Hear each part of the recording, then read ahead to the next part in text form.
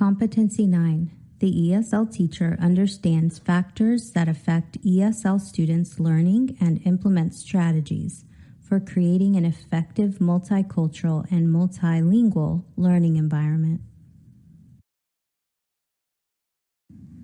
This component of the competency focuses on understanding the cultural and linguistic diversity of English learners. Teachers understand how culture, as well as other related factors, may affect students' learning of academic content, language, and the school environment. As you may already be aware, culturally supportive practices are necessary for reducing the achievement gap in schools. Also, achievement gaps can be significantly reduced and in some cases completely eliminated when culturally supportive practices are implemented to address cultural and linguistic diversity early on. Educators should receive professional development that supports their understanding of English learners from both sociocultural and sociolinguistic perspectives. The curriculum offered by their district should also address the needs of culturally and linguistically diverse students. In TExES, the different aspects of targeted language support and cultural considerations are an integral part of ESL and bilingual program content and methods of instruction. The TExES Administrative Code in Chapter 89 further describes how these aspects are integral components of the state's programs and prominently introduces the concept of culturally and linguistically responsive teaching as playing a central role. TEA offers the following definition for the concept of culturally and linguistically responsive teaching. Teachers should value the funds of linguistic and cultural knowledge, prior experiences, and interests of their students, view students' cultural and linguistic resources as foundations rather than barriers to learning, capitalize on students' cultural and linguistic resources as a basis for intentional instructional connections, understand that teaching and learning are culturally situated and vary among cultural and linguistic groups, recognize the language demands necessary for academic content curriculum development, understand that the development and preservation of cultural and linguistic identity influences academic achievement, and employ differentiated methods to ensure equitable access to language and content. When considering the challenges English learners face when learning academic content in English, it is important to realize how much more work is involved when processing new content while also learning a new language. Several studies have determined that English language proficiency scores can undoubtedly predict academic reading test scores in some population of English learners in K through 12th grades, if and when the content alignment between the academic assessment is in alignment with the English learners' population's characteristics. For example, scores from recently arrived students as compared to students who were nearing reclassification as English proficient should be analyzed separately. Clearly, learning academic content is inextricably linked to the English learner's language acquisition level. For English learners, learning a language is a complex yet natural process requiring comprehensible input of real-world information in context. Language acquisition occurs in a cultural context, which is conditioned by a society as a whole. In this way, students rely on prior culturally determined experiences as their background knowledge for developing literacy. Through interactions with students, teachers build linguistic bridges between their own discourse and that of their English learners in order to develop the new academic register in English, frequently referred to as the student's second language, or L2. Researchers have long known that an English learner's cultural background knowledge is critical for reading comprehension, thereby making text from one's own culture easier to comprehend even when those texts are more linguistically complex. Consequently, instructional content that an English learner can connect to his or her existing cultural understanding will result in better comprehension. So what is culture exactly? One way of understanding culture is as the system of values, beliefs, notions about acceptable and unacceptable behaviors and other socially constructed ideas that members of a society are taught. Every person has a culture that shapes his or her habits and behaviors, both personally and professionally. However, people are often unaware that this invisible web of understanding is how they make sense of the world around them. Consequently, people often do not notice their own culture until they encounter someone whose behaviors and customs are different from their own. Additionally, culture is not something permanent, genetic, or acquired by a person's ethnicity or race, but rather a dynamic aspect to a person's identity that can adapt and grow with the individual. Culture manifests itself at different levels, and so can be compared to an iceberg, as illustrated in Figure 2, noting that certain aspects are visible to the naked eye, as in surface culture, while the majority of cultural differences require a deeper understanding.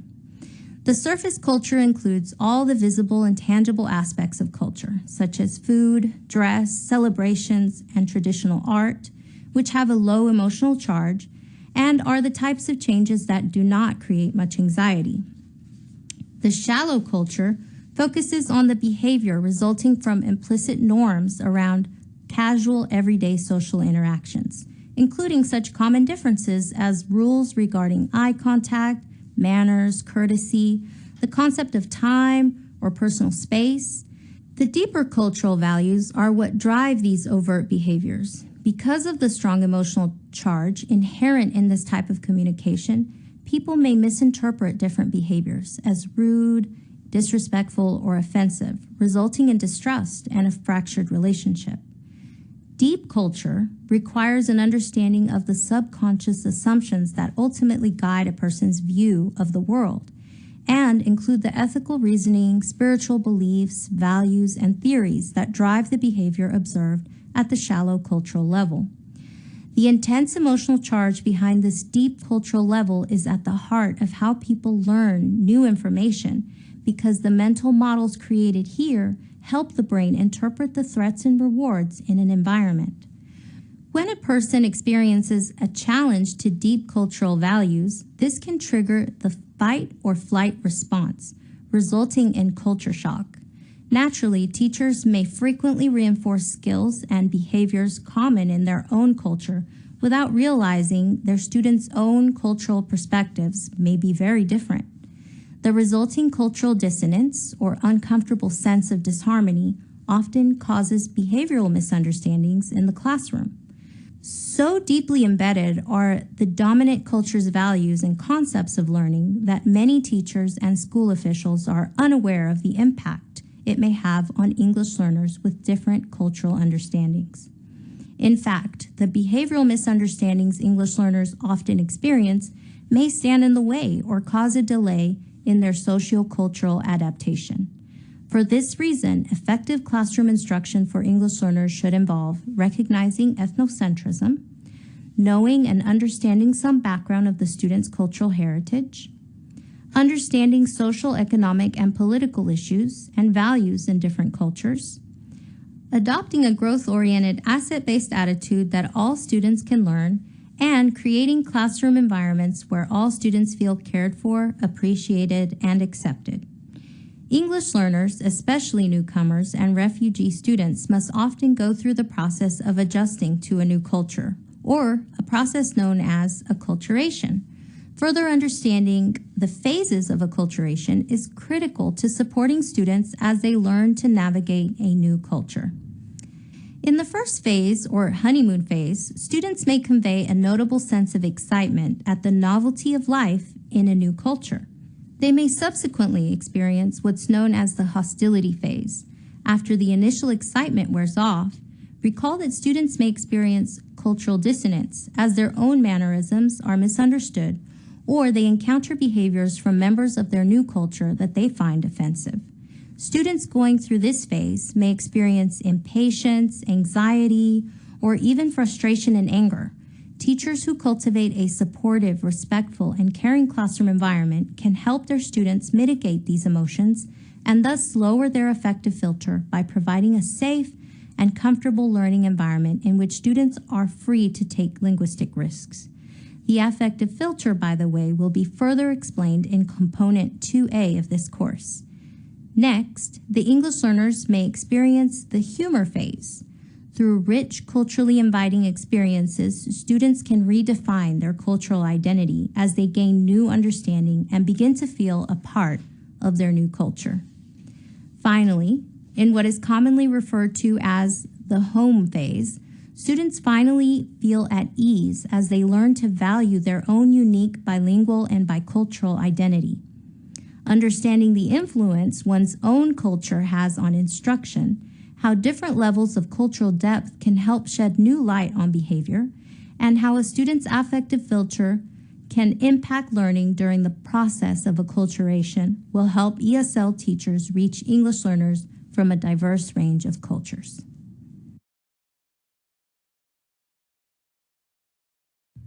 Why is it critical to understand the importance of culture when working with English learners? If your answer indicated how culture impacts the way students learn, their behavior, and their ability to adapt, then you are on the right track. Review the content for Competency 9.A if you still have questions. Beyond cultural and linguistic differences, a number of other factors influence a student's learning of language, culture, and academic content. These other factors create variation in the pace and efficiency at which each individual student learns a new language. ESL teachers must understand how all factors often interact and play a significant ongoing role in a student's growth and academic achievement. The other factors may include age and developmental characteristics, academic strengths and needs, preferred learning styles, personalities, home environment, attitudes, and other socio-cultural factors. Let's take a closer look. The English learner's age and coinciding developmental characteristics influence second language acquisition. Additionally, students with well-developed literacy skills in their primary language, or L1, are in a much better position to acquire a second language more readily. Motivation plays a key role in older learners' language acquisition success, with pronunciation and intonation being their biggest challenge. For all ages of English learners, understanding that the interaction between developmental sequences in English, or L2, and the influence of their primary language, L1, requires explicit instruction that helps students to analyze differences in both languages in order to progress beyond the more obvious patterns in which both languages are similar. With English learners, their academic needs often take center stage due to the inherent cultural challenges and the hurdles they face throughout the language acquisition process. In fact, perceptions of emergent bilinguals often focus on their English language deficiencies instead of viewing their progress through a more holistic bilingual lens.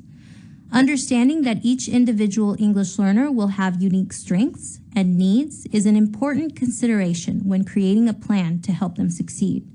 The concept of different learning styles in the context of learning a second language coincides with the idea that a combination of socio-cultural factors and an English learner's unique strengths can influence the way he or she approaches learning and is ultimately better able to absorb, process, and retain information. When English learners are already literate in their primary languages, an additional challenge in English language acquisition could involve the way they have grown accustomed to learning in their primary language and through that unique culture's approach to instruction. Additionally, it is important to recognize that their primary language development and level of competency in their L1 positively impacts their readiness for English language acquisition. Therefore, valuing and placing importance on an English learner's primary language acquisition and time that they have spent acquiring their L1 in their home environments will have a positive impact on their ability to acquire a second language. Beyond cultural and environmental factors, differences in personality from student to student can also influence learning styles and learning preferences. These interrelated factors can be organized into three basic categories: learner characteristics or personal traits, situational or environmental factors, and prior language development and competence. Consequently, an ESL teacher must know how to differentiate instruction in order to appeal to the learning styles, personalities, and sociocultural factors influencing diverse learners. The term exceptionalities can refer to a student's identified learning disabilities and/or giftedness. In the context of ESL programs, it is important to distinguish between learning disabilities and the language acquisition process. English learners may have exceptionalities, but their status as an English learner is not in itself a disability. In fact, as recent research notes, we should regard students who begin school already knowing another language besides English as having a head start over their peers. If we nurture their bilingualism and capitalize on their linguistic, cultural, and experiential strengths, helping them to feel smart rather than at risk, then we will enrich their school experiences as well as our own. When serving English learners with exceptionalities, the factors that impact academic learning are due to not only language barriers, but also learning differences, and so require different kinds of support. For this reason, proper identification of English learners with learning disabilities is extremely important, since interventions that may work to help address processing, linguistic, or cognitive disabilities often do not help children acquire second language proficiency. Misidentification of English learners as having a learning disability can also undermine efforts to challenge students academically and hold them to higher standards. In fact, even English learners accurately identified with a disability can benefit from a strength-based instructional approach that builds resilience and grit by targeting the whole learner and addressing their social-emotional needs to feel capable as they garner a sense of accomplishment from their effort. English learners offer unique challenges when identifying giftedness due to their inherent diversity in aspects such as primary language, socioeconomic status, personal and parental prior educational opportunities, and even varying cultural perspectives on the concept of giftedness. Since oral English language proficiency itself may take as many as 3 to 5 years for basic development and 5 to 7 years to develop academically, gifted students may go unidentified by an English language assessment. By balancing quantitative assessment and qualitative assessments, which take into account teacher or parental observations, educators can identify English learners sooner. The research also emphasizes the need to provide thoughtful, responsive, and inclusive programming and collaboration that focuses on developing latent abilities through a strengths-based approach.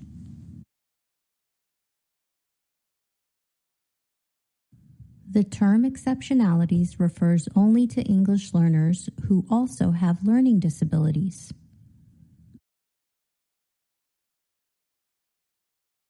The correct answer is false. Exceptionalities encompass a variety of factors, including giftedness, not only learning disabilities.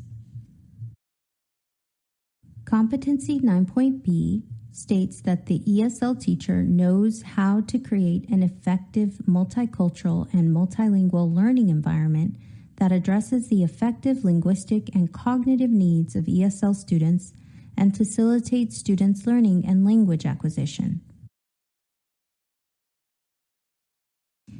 Creating an effective multicultural environment involves recognizing, embracing, and ultimately finding ways to thrive on the cultural differences among both students and the teacher. A multicultural environment can serve as the foundation for growth and development, offering multiple unique opportunities for collaborative work, conflict resolution, and new understandings. Through experiential self-directed learning, students can draw on their prior intercultural experiences and personal attitudes to drive new learning. Expanding beyond understanding of cultural and linguistic diversity, the ESL teacher must know how to leverage multiculturalism and multilingualism in order to address the affective, linguistic, and cognitive needs of English learners while facilitating both content learning and language acquisition. In order to address the effective needs of English learners, Chapter 89 specifies that both bilingual and ESL programs must instill confidence, self-assurance, and a positive identity with each student's cultural heritage. These programs should also be designed to consider the student's prior learning experiences and incorporate the cultural aspects of the student's backgrounds. As Collier and Thomas assert, sociocultural processes are the emotional heart of experiences in the school. And since these processes can strongly influence students' access to cognitive, academic, and language development in both positive and negative ways, educators need to provide a sociocultural supportive school environment. Their PRISM model, as illustrated in Figure 4, serves as a foundation for the critical elements that must be present in a school environment for English learners to succeed. The importance of meeting students' socio-emotional or affective needs in a holistic approach to learning is rooted in the development of humanistic psychology. Maslow emphasized that human physiological needs such as safety, security, a sense of belonging, and self-esteem must be met first in order to reach one's full potential and achieve any cognitive goals. This is again closely related to Krashen's affective filter hypothesis as it applies to language learning, which holds that variables such as motivation, self-confidence, and anxiety affect second language acquisition. All 5 hypotheses of Krashen's theory on second language acquisition will be fully described in Component 2A. Chapter 89 also calls for addressing the linguistic needs of English learners and requires both bilingual and ESL programs to provide intensive instruction in listening, speaking, reading, and writing in English through the ELPs outlined in Chapter 74. Both bilingual and ESL programs also require instruction to be structured to ensure that the students master the required essential knowledge and skills and higher order thinking skills in all subjects. Addressing the linguistic needs of students is another critical component of an effective program achieved through ensuring comprehensible input, which is another one of Krashen's proposed hypotheses that you will become more familiar with in Component 2A of this course. As a third requirement to both bilingual and ESL programs, English learners are to be provided with instruction in language arts, mathematics, science, and social studies using second language acquisition methods. The content area instruction in both bilingual and ESL programs must also be structured to ensure that the students master the required essential knowledge and skills and higher order thinking skills. English learners have unique cognitive needs to help support them as they learn and master essential knowledge, higher order thinking skills, and new language. Research has found that implementing cognitive strategies, such as concrete prompts and scaffolds, facilitates the learner's approach to different levels of cognitively demanding tasks, including memory recall and application, sentence and paragraph construction, paraphrasing, editing, and classifying or organizing information. While prompts and scaffolds can improve the quality of students' responses, some English learners, especially in the earlier stages of language acquisition, may greatly depend on these accommodations in order to bridge the linguistic gap and clearly communicate their understanding. Cummins, another language researcher who will be frequently referenced in Domain 1, explains that the conceptual knowledge developed in one language helps to make input in the other language more comprehensible. Together, the concepts of addressing the individual student's affective needs, implementing cognitive strategies, and aligning these strategies to the language needs of English learners work to create content that is communicated, scaffolded, and sequenced as required by Chapter 74 of the English Language Proficiency Standards within an effective ESL or bilingual program.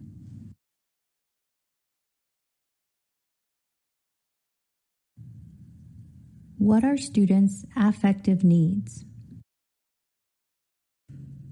Your answer should have included some of the following key points. Affective needs include sociocultural and emotional factors, such as feeling welcomed into the school community and maintaining a positive identity with one's cultural heritage. 9.C states that the ESL teacher knows factors that contribute to cultural bias.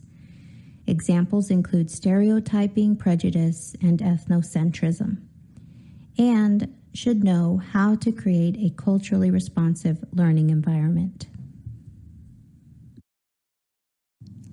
A cultural bias can be defined as involving a prejudice or highlighted distinction in perspective that suggests a preference of one culture over another.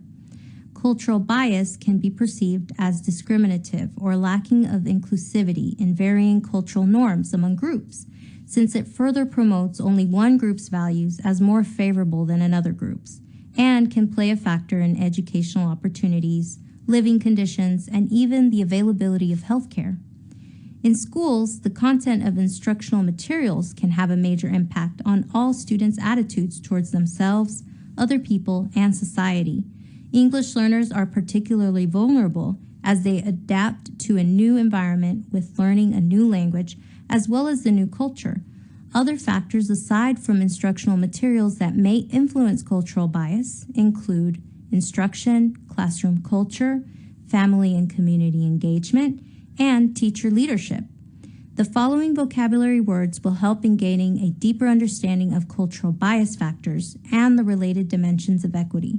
Stereotype, a specific belief regarding a certain group of people. Examples may include making assumptions about how individuals from another group look or behave based on prior experiences. Attributing a certain ability to a person from cognitive representations of other group members. Prejudice, a type of bias based on either positive or negative and conscious or unconscious attitudes and feelings that one group of people have about a different group or groups of people.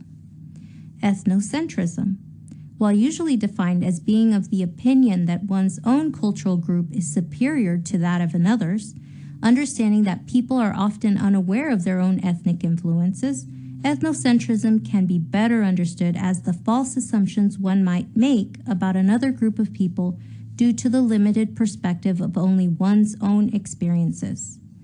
Personal awareness of one's own cultural point of view is the basis for understanding people from other cultures and one's perception of them during social interactions. People can be aware of cultural stereotypes and how they affect a person's judgment or behavior without personally endorsing such stereotypes or harboring feelings of prejudice toward a particular group of people. Culturally responsive teaching is an approach to instruction that capitalizes on the individual student's existing culture-based affective and cognitive scaffolding in order to build capacity in the learner. If diverse students, including English learners, immigrants, and refugees, are learning and experiencing success academically, then this is the true measure of successfully implementing culturally responsive teaching practices. On the contrary, if these populations of students are not experiencing success, an examination of potential instructional bias and a more culturally responsive approach may be in order. In short, the pedagogy of culturally responsive teaching recognizes the value of incorporating the student's own cultural perspectives throughout the learning process and leverages that background knowledge in order to empower students, resulting in a mutually adaptive, culturally responsive environment. Strategies for establishing such an environment in schools may include the following: developing cultural awareness, understanding and skills among student groups, creating diverse, equitable, and welcoming classroom environments, engaging families and communities in meaningful and culturally competent experiences, encouraging students to be advocates for mutual adaptation and to speak out against prejudice and bias, including culturally responsive teaching practices as part of the school curricula, supporting students' cultural and linguistic identities and using instructional strategies that support diverse learning styles and allow for deep exploration of mutually adaptive cultural themes. Hammond, a neuroscientist and prominent researcher in the field of culturally responsive education and how the brain learns, explains that beyond strategies, a culturally responsive learning environment requires instructional shifts that have less to do with cultural differences and more to do with addressing the needs of the learner's brain. 9.D states that the ESL teacher demonstrates sensitivity to students' diverse cultural and socioeconomic backgrounds and shows respect for language differences. Culturally and linguistically diverse students can face challenges created by inherent biases in their learning environment, sometimes resulting in feeling the pressure to avoid reinforcing stereotypes surrounding their culture or a sense of being out of place. Demonstrating cultural sensitivity can start with teachers sharing their own stories involving the process of learning about other cultures and respecting differences. The key is understanding that developing multicultural awareness and sensitivity is a journey that may involve facing fears, painful self-reflection, but also joyful growth. Many schools have worked toward educating teachers on the topic of culturally responsive teaching and helping them become more aware of the personal biases they bring into the classroom regarding race, ethnicity, and gender. Additionally, understanding the particular challenges students who may also be living in poverty requires additional attention. Teachers may not be aware of their own bias toward this demographic of students, resulting in lowered expectations and stereotypical interpretation of a student's behavior as unmotivated, overly emotional, with little family support, low confidence, and unlikely to achieve much academically. These stereotypes, left unaddressed, result in students from low socioeconomic backgrounds often underperforming and living up to the lowered expectations. Respecting language differences requires a comprehensive understanding of linguistic diversity that includes perceiving language diversity as a positive rather than a negative condition, developing an awareness of the key role that language discrimination has played in the U.S. educational history, integrating programs for linguistically diverse students into content, thereby removing the compensatory status of programs for linguistically diverse students, understanding the crucial role of bilingual education within a multicultural perspective, and redefining the benefits of linguistic diversity in all students. What constitutes a comprehensive understanding of linguistic differences? Your answer may have included any of the following: language diversity as a positive, awareness of language discrimination as it pertains to the history of U.S. education, integrating programs for linguistically diverse students into content, understanding the crucial role of bilingual education, and redefining the benefits of linguistic diversity of all students. 9.E states that the ESL teacher applies strategies for creating among students an awareness of and respect for linguistic and cultural diversity. Creating awareness of and respect for cultural and linguistic diversity involves strategic and intentional practices that may include the following strategies: create a positive and inclusive cultural climate, incorporate culturally responsive instruction into curriculum that goes beyond multicultural education and adapts to meet the needs of the student body, challenge students with high expectations through a strengths-based approach to instruction in which students feel valued by their teachers, and provide a variety of culturally responsive assessment opportunities. In addition to fostering growth and students' academic achievement, citizenship and character development are also important components of learning and critically essential to life beyond the classroom. So as diversity continues to grow, teachers must demonstrate the value of diversity by modeling respect in their own classrooms. Adopting a truly global perspective allows us to view culturally and linguistically diverse students and their parents or guardians as resources who provide unparalleled opportunities for enrichment. Both teachers and students must have respect for different cultures and learn the interpersonal skills necessary to develop a mutually adaptive environment. Considering the expansion of the global economy for which we must prepare students, and the intercultural communication skills necessary in politics, diplomacy, economics, environmental management, the arts, and other fields involving interaction with diverse groups of people, the need for students to develop these mutually adaptive skills is greatly amplified.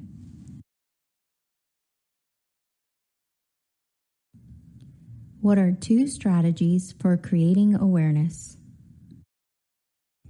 Answers may vary, but the strategies for creating awareness may include creating a positive, inclusive cultural climate, incorporating culturally responsive instruction, challenging students with high expectations, and providing a variety of culturally responsive assessment opportunities.